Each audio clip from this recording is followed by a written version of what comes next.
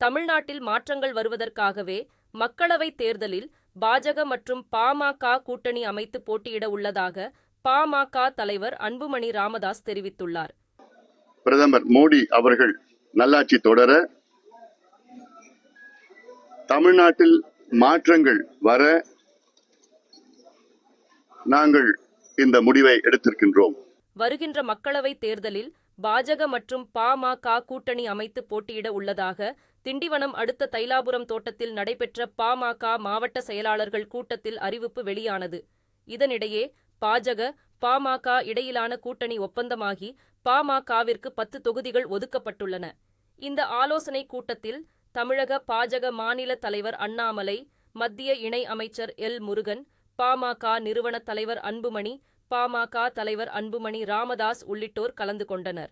இதனைத் தொடர்ந்து செய்தியாளர்களிடம் பேசிய அன்புமணி, பிரதமர் நரேந்திர மோடியின் நல்லாட்சி தொடரவும், தமிழ்நாட்டில் மாற்றங்கள் வருவதற்காகவும் நாங்கள் இந்த முடிவை எடுத்திருப்பதாக தெரிவித்தார்.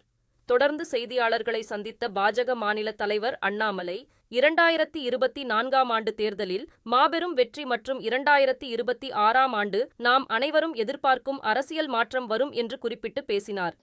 இன்னைக்கு ஐயா சொன்னது போல 60 ஆண்டு காலமாக தமிழக மக்களுடைய வெறுப்பை மற்றும் சம்பாதிக்கக்கூடிய கட்சிகளுக்கு விலக்காக, மாற்றாக நம்முடைய வலிமையான கூட்டணி 2024 மக்களை நம்பி மக்கள் இந்த வலிமையான கூட்டணிக்கு ஆதரவு தெரிவிப்பார்கள் என்கின்ற முழு நம்பிக்கையோடு களத்தில் இறங்கி இருக்கின்றோம்.